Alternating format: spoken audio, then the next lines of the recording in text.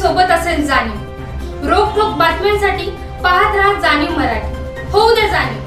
Like करा, share करा आणि सबस्क्राइब करा आपल्या हक्काचे चॅनल जाणीव मराठी।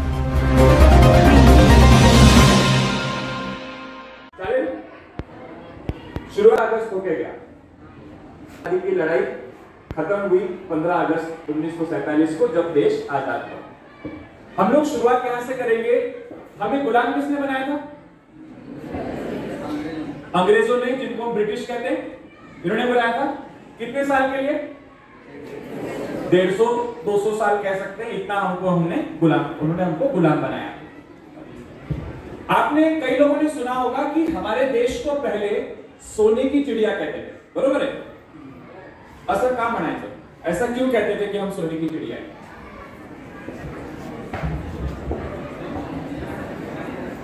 आप अपना हाथ खड़ा करके कोई भी बोलना चाहे तो बोल सकता है। या टीवी में कहीं पे देखा होगा इस तरह के होते थे, है ना? तो बहुत सारी धन संपत्ति थी। तो सवाल यह है कि हमारे राजाओं महाराजाओं के पास इतनी धन संपत्ति कहां से आया? इतना सोना चांदी कहां से आया? तो हमारे देश में सोने की खदान थी, हाँ थी, लेकिन सिर्फ उतना नहीं था, उसके अलावा भी बहुत सारा सोना था। वो कहां से आया उसकी थोड़ी सी बात करते हैं, ठीक है? महाखंड है, ये अफ्रीका है, अफ्रीका के ऊपर यूरोप है, और नक्शे में नहीं है इधर कौन से दो आते हैं ऊपर नीचे? अमेरिका आता है कि नहीं? ऊपर वाला उत्तर अमेरिका, नीचे वाला दक्षिण अमेरिका। ये जो आपको हरी लाइनें दिख रही हैं, ये हमारे व्यापार के रास्ते थे, जिस रास्तों से व्यापार दुनिया भर में होता था। और आप देख रहे हैं कि भारत देश के अगर हम ईस्ट साइड में जाएंगे, पूर्व की साइड में जाएंगे, तो पूरा एशिया, चाइना, जापान तक व्यापार है। और अगर पश्चिम की दिशा में जाएंगे तो अफ्रीका में है, सऊदी में है, यहां तक कि समुद्र मार्ग से यूरोप तक में है। पूरी दुनिया में अपना सामान और माल जाता था उस जमाने में। और उस जमाने में हवाई जहाज थे क्या? नहीं थे। तो फिर सामान जाता कैसे होगा? समुद्री जहाज थे उस जमाने में। तो ये आप जो देख रहे हैं, ये बहुत बड़ा समुद्री जहाज है। ये लकड़ी का है, लेकिन हमारे यहाँ पे लोहे के भी बनते थे। और इन जहाजों में माल भर भर के दुनिया भर में जाता था, दुनिया भर से आता था। यानी कि व्यापार में हम एकदम उन्नत और प्रगत थे। ये बात समझ में आई? समझ में आई? आपको ये पहले मालूम था क्या? शायद थोड़ा थोड़ा पता होगा, लेकिन अब मैंने और उसमें जोड़ दिया।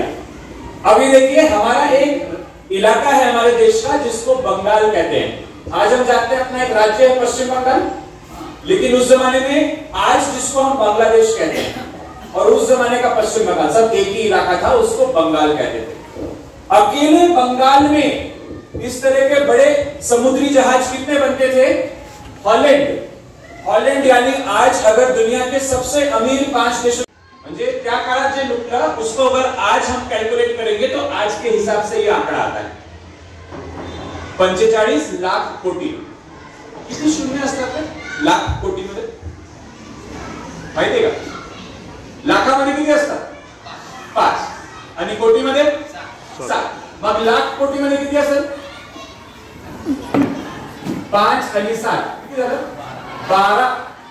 45 आणि पुढे 12 शून्य लिहा, आणि ते पण डॉलर, म्हणजे परत त्याला गुणाकार करा 80। एवढा लुटताय देशाला 200 वर्षामध्ये। अभी देखिए, आज पूरा यूरोप में क्या क्या आता है? फ्रांस आता है, जर्मनी आता है, इंग्लैंड आता है, स्पेन आता है, इटली आता है, सारे प्रगत देश आते हैं कि नहीं?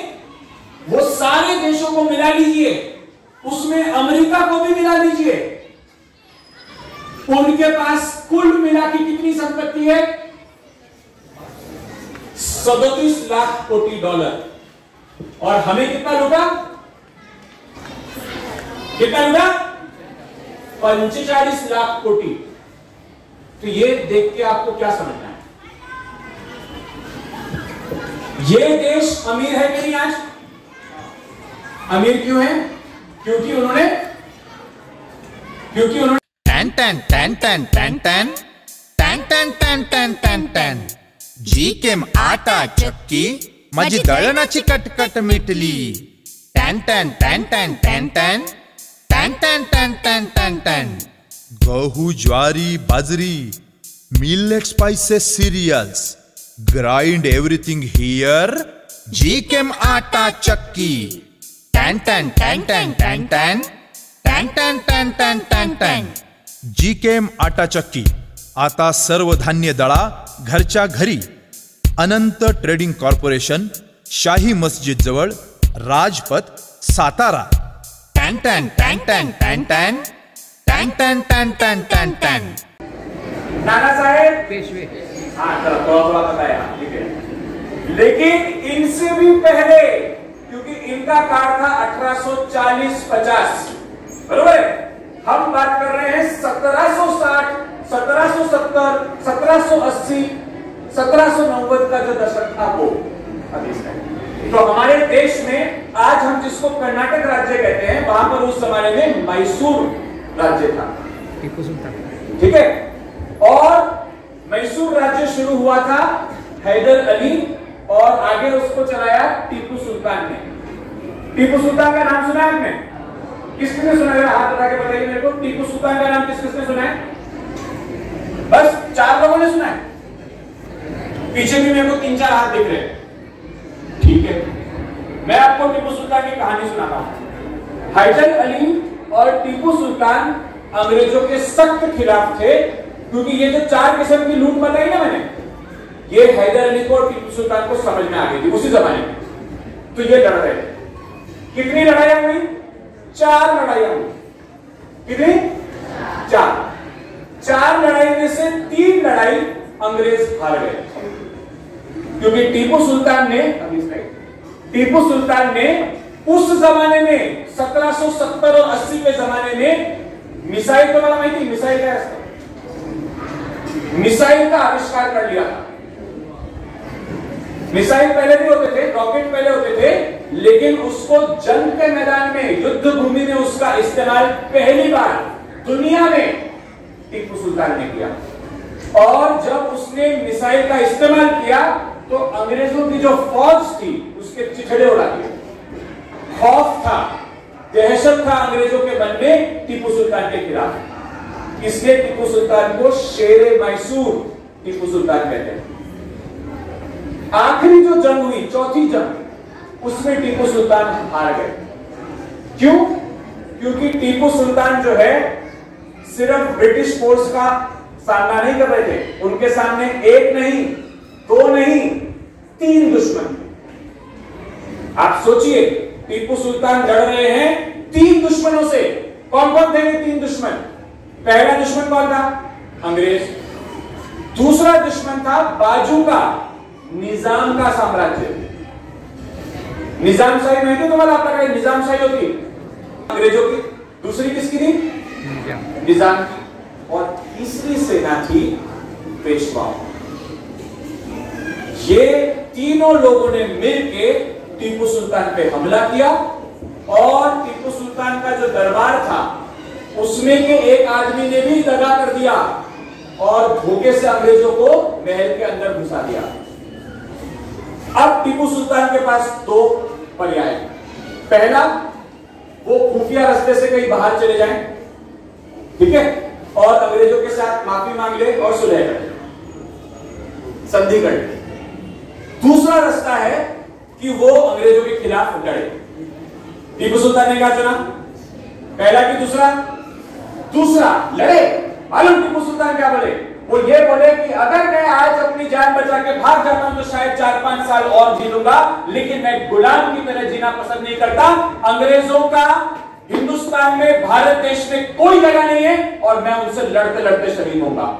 और इस देश का पहला राजा जो जंग के मैदान में अंग्रेजों के खिलाफ लड़ते हुए शहीद हुआ, वो है टीपू सुल्तान।